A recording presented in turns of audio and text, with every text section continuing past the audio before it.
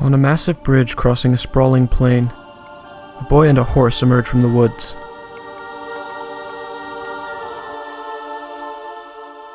He carries the cold body of a sister, princess, lover, or perhaps simply a friend, hoping in the desolate and abandoned buildings of the Forbidden Lands, he will find a way to resurrect her. Across the bridge, in a large temple with a winding staircase and imposing stone statues lining the wall, our protagonist finds something that may be able to grant his wish. Dormine, a being with supernatural power, promises him that he will resurrect the girl if he can bring down 16 giant, hulking beasts of stone and magic. So begins the story of one of the world's great minimalist masterpieces, Shadow of the Colossus.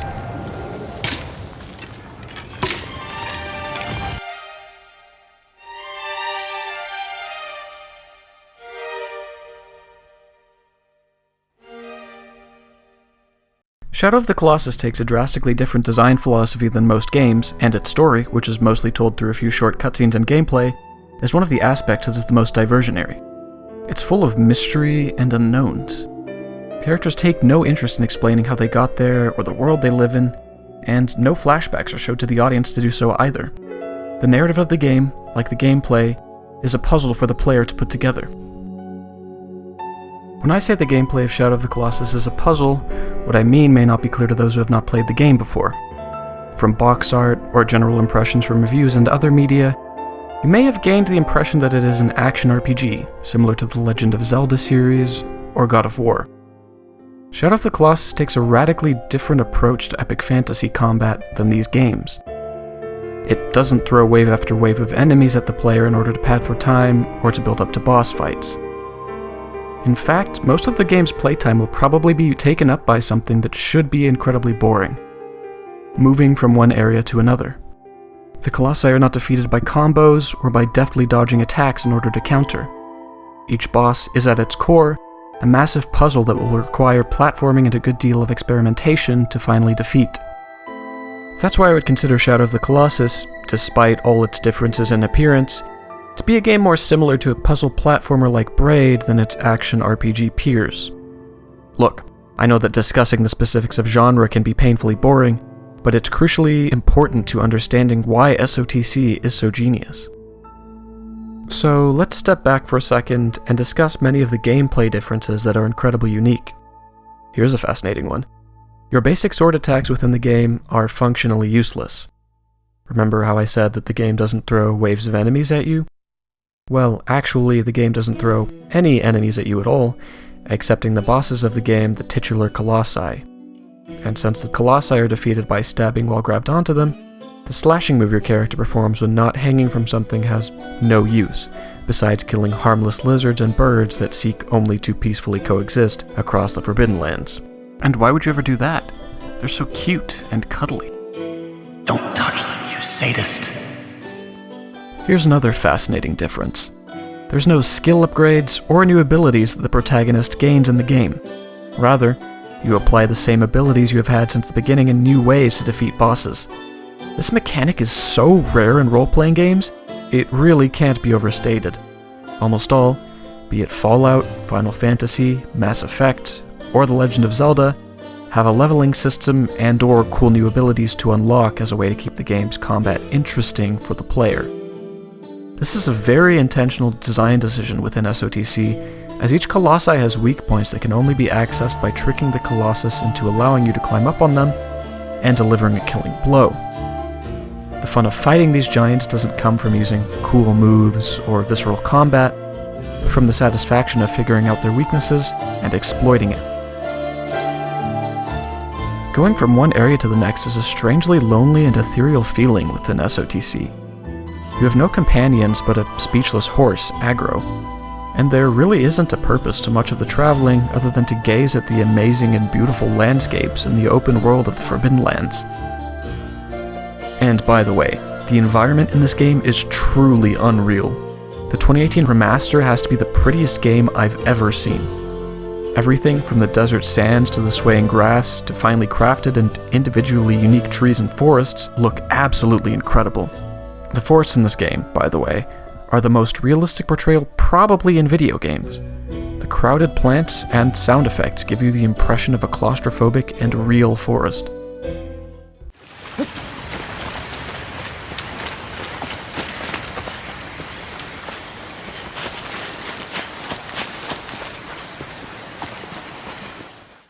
Digressing a bit, no enemies arrive to attack you on your trip. Your only real obstacle to reaching new areas and colossi is stopping aggro from running into walls and using, in my case, poor navigational skills to find them. In this way, the game gives you a lot of time to reflect on the story and to admire its scenery. I can understand why some players would become frustrated with these sections, as they can be a bit dull if you get lost and are forced to take the long way around, but the feeling of exploring the world of Shadow of the Colossus is truly an incredible experience. It really feels like you have been transported to a new world, full of history in its decaying buildings and windswept plains. It's the closest a video game has come to giving me the euphoric feeling of exploration that you get in real life, when you're navigating a new and interesting area.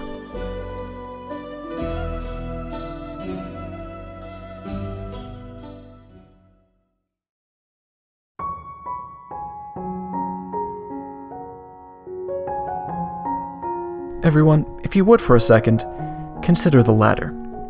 Now, the ladder is not technically thought of as art, but it can be a great example for what I'm trying to say here.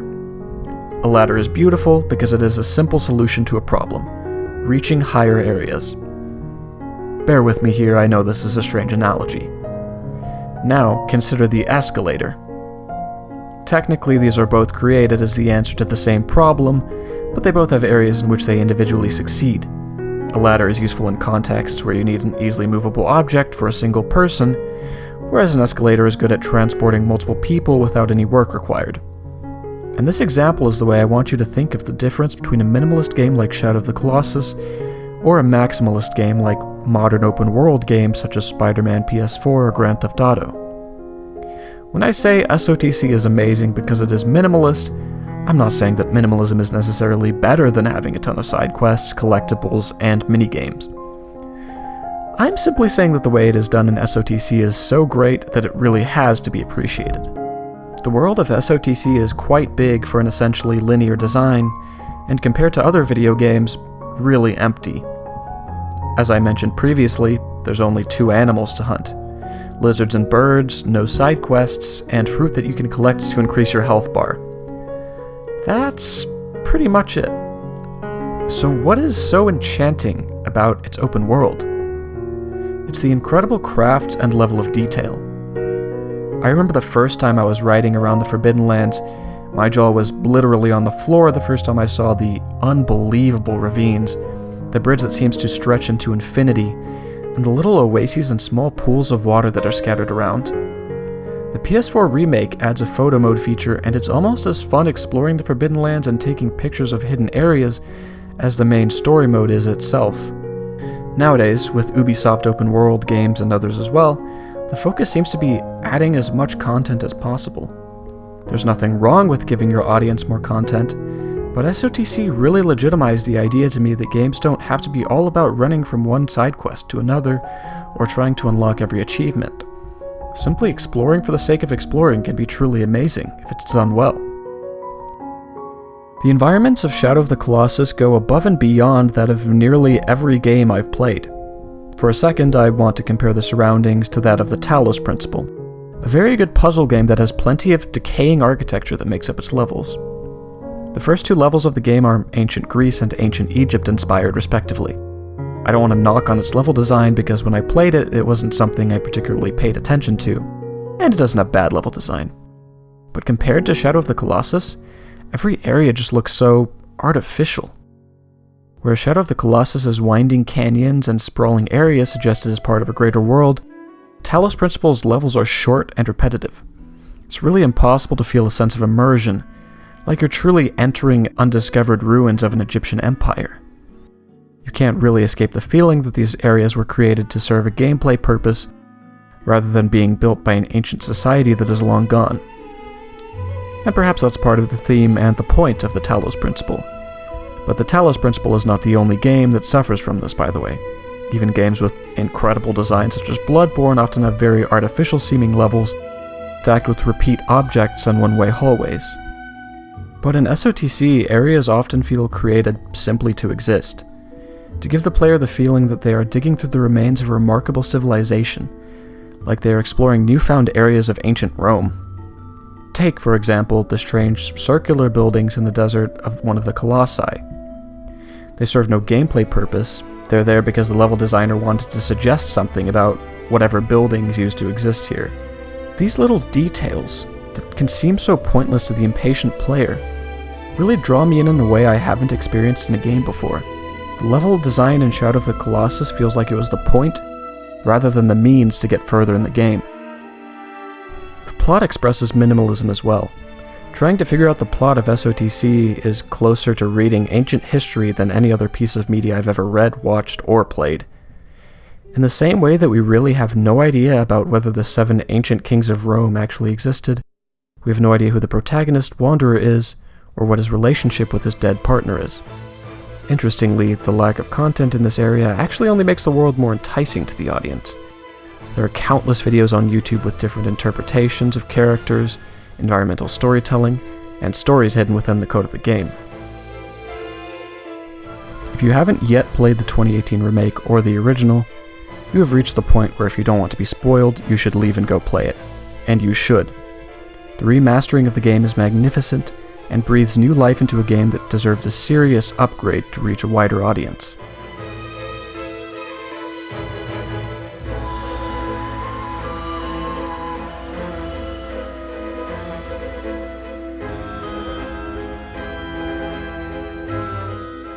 Morality in Shadow of the Colossus lives in a gray area. Because of a lack of information on many of its central characters, it's very difficult to state motivations and the greater impact of the actions that take place within the game. So this area of the video is going to be largely speculation based on the limited sample sizes we have in the 10-hour runtime of SOTC. I felt this disclaimer was important because SOTC is a game whose plot is defined by the arguments of its audience, and others' interpretations could be just as valid as mine. If you disagree or agree with me on any of this, I'd love to hear your thoughts in the comments, or even in your own video. I'm going to refer to Dormine as a him, even though he technically has both a female and a male voice, simply for convenience. In all likelihood, Dormine doesn't represent a gender. The question of what exactly Dormine is has been a debate since Shadow of the Colossus has existed, and as far as I see it, there are 2 likely possibilities. First is that he is the god of death, which allows him the ability to revive dead people. The second, which is hinted at with his conspicuous use of the pronoun we all the time, is that he is a collective of dead souls that have returned to the land of the living. If he is the god of death, it's likely that the shrine of worship, which has become his prison, used to be a shrine to him. The structure is absolutely massive and clearly required an unbelievable amount of work to put together. I mean, the iconic bridge you have to cross to reach the shrine takes a whole 7 minutes of holding the left stick down to finally reach the end. It's certainly too grandiose and pretty to have been constructed wholly for the purpose of keeping Dormine away from intrepid adventurers like Wanderer. The association with being a god of death is almost always negative, and that would explain his imprisonment, although it's certainly possible that a certain action he performed may have caused it as well. However, if he is a collective of dead souls, it would certainly explain how he was able to be split apart and placed into 16 different colossi. Dormine was likely worshipped as a god anyways because of his reality-bending powers until the inevitable breakup. Perhaps the idols that break apart and are magically linked to each colossus was a different but powerful spirit, and each colossus that they were placed in was intentionally designed to look like the spirit that they contained. Dormine does mention that the idols cannot be destroyed by mortal hands, causing Wanderer's quest in the first place. Perhaps the shrine was constructed in an ancient ritual that meant they could not be broken. Only the best for the good spirits of the dead, after all. It's also possible that Dormine is the god of death but has many different manifestations, or some other hybrid exists between these 2 theories. Equally nebulous is the true nature of the Colossus. I said earlier that they were simple beings, magically programmed to simple tasks, and I think that is the most likely situation. But what is the true relationship between each portion of Dormine contained within its respective Colossus and its magical guidance? If Dormine is a collection of souls, are the spirits in a coma within each gargantuan? Or are they lost souls condemned to follow its simple programming who rejoice when they are freed?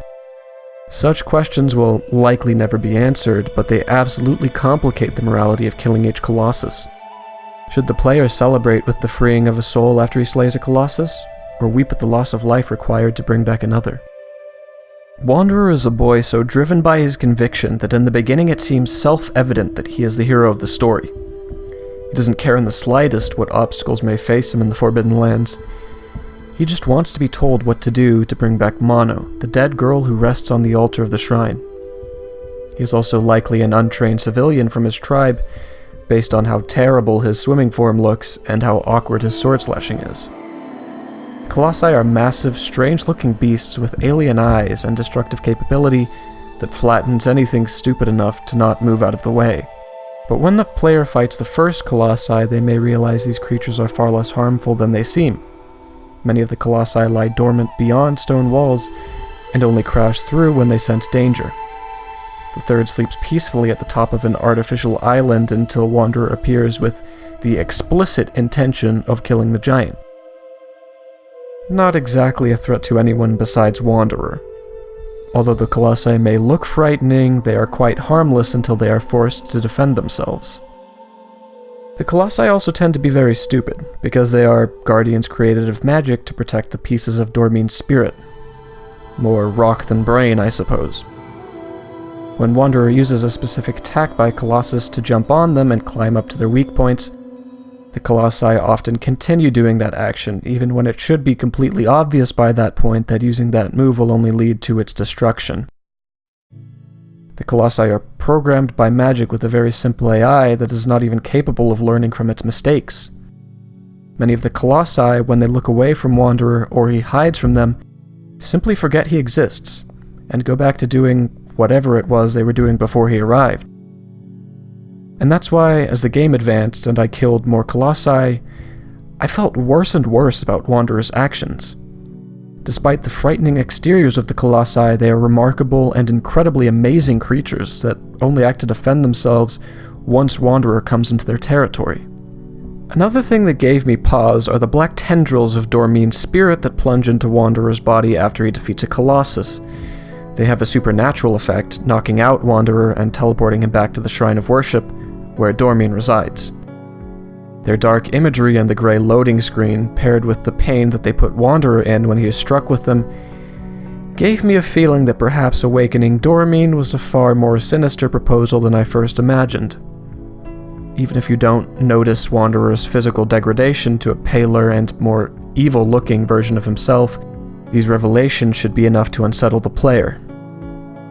Of course, upon reaching the end of the game, you realize that Wanderer may be an anti-hero. He sneaks into a land that has been outlawed to keep its citizens from resurrecting a feared and dangerous power with a stolen sword, and starts to bring it back. Mono was killed for what Wanderer described as a cursed fate, a phrase vague enough to justify Wanderer's actions, but also vague enough that Mono's future could have held anything from simple tragedy to her becoming a horrifying murderer. Once Wanderer has defeated all of the Colossi, he wakes up again in the temple, looking more monstrous than ever. He has grown horns, and his skin has reached a sickly pale, while his previously light brown hair has turned black. Lord Emon and soldiers from Wanderer's tribe have reached the temple, and Emon orders that Wanderer be killed. After being stabbed, black blood that looks almost exactly like the blood that the Colossi had spurts out of Wanderer, and it covers him in a black and shadowy shield. Dormine, fearing that his newfound freedom is slipping away from him, takes over Wanderer's body and fights back against the soldiers, but his efforts fall short. Dormine is sucked into a still pool of water and is sealed away again, albeit in a much less satisfactory manner. Mono wakes up from her eternal slumber and picks up what I can only assume to be the reborn body of Wanderer, a baby with horns. The narrative of these events caused me and most of the fanbase to come to the conclusion that I will call the traditional plotline of Shadow of the Colossus. After finishing the game for the first time, I made all the natural assumptions that the plot seemed to point to. Dormine, the evil and powerful spirit, tricked a desperate but honest wanderer into unsealing his power, but was stopped at the last second by Lord Emon and his small cadre of troops. But the more I think on it, the more I believe that Dormine isn't a fundamentally evil spirit, and that Wanderer didn't make a deal with the devil, or a Faustian bargain, as it's usually portrayed. There is an article at IGN that discusses the ending of Shadow of the Colossus, and it represents the ending as it is understood by most of the fan base of the game. It's not particularly egregious in its conclusions or anything, but it is easier for me to argue against that instead of trying to remember what I used to think. To analyze the story from a different angle, first let's consider how the story ended. Who actually ended up worse or as a victim? Believe it or not Wanderer. He got exactly what he wanted, Mono brought back to life, whatever the cost. In fact, Wanderer probably isn't dead anyways, because unless the baby is a fusion of Dormine and himself, he still survives, albeit in a reborn form. Agro survived an unbelievably high fall, possibly due to magical assistance from Dormine. Mono and Wanderer will get to live together in isolation from the society that killed Mono, as it is not aware that they are still both alive. All in all, Wanderer ends up with about the best result he could expect, given his crimes and his partnership with a mysterious and powerful force. Lord Emon and his soldiers get what they want as well. Dormine has been resealed, and the bridge to the Forbidden Lands has been cut off, in order to prevent someone from ever returning to them. He doesn't know what happened to Wanderer, but given that he will likely never hear from him again, that doesn't much matter to him. Dormine is actually the character that has the worst result at the end of the game. He fulfills his promise to Wanderer to bring back Mono from the dead, but ends up sealed away yet again by a group of people that cannot understand him. Rather than a Faustian bargain that ended up destroying Wanderer, the deal between Dormine and Wanderer ended up being unfulfilled due to Dormine's inability to escape. And the ending is a big part of the reason that I think Dormine is not evil, but is an amoral spirit that is too powerful for the humans to allow to exist. Perhaps how we would treat a weapon like a nuclear bomb. The IGN article I mentioned earlier states why Dormine would still revive Mono is unclear, but I think there's a simple explanation for that. Dormine is not inherently evil and actually harbors some goodwill for humans.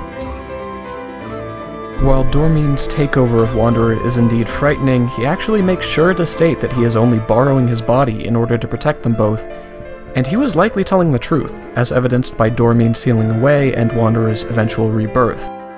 From what I see, Dormine isn't evil. In fact, I think you could easily make an argument that he is good. Dormine really has no reason to fulfill Wanderer's request to bring Mono back to life. Wanderer is at best a young adult who would stand alone versus Dormine's incredible power. But Dormine fulfills it anyways because he promised he would. Dormine even tries to warn Wanderer about how his actions may bring about dire consequences in the beginning of the game, but is cut off by him with the statement, "It doesn't matter." Dormine works for the common interest of Wanderer and himself. He doesn't work to screw Wanderer over or to kill all of humanity in some act of revenge. Lord Emon, upon seeing Wanderer's demonized body in the ending cutscene, declares that he's been possessed by the dead. Well, he doesn't act like any zombie I've ever seen. In fact, his first action is to attempt to push his way through the soldiers to check on Mono. Rather than the influence of Dormine being corrupting, I would suppose that it has made him closer to a creature of magic, more different in appearance than anything. The soldiers make the same mistake that the player will with the Colossi in the beginning stages of the game, assuming that something that looks quite alien is the malicious actor.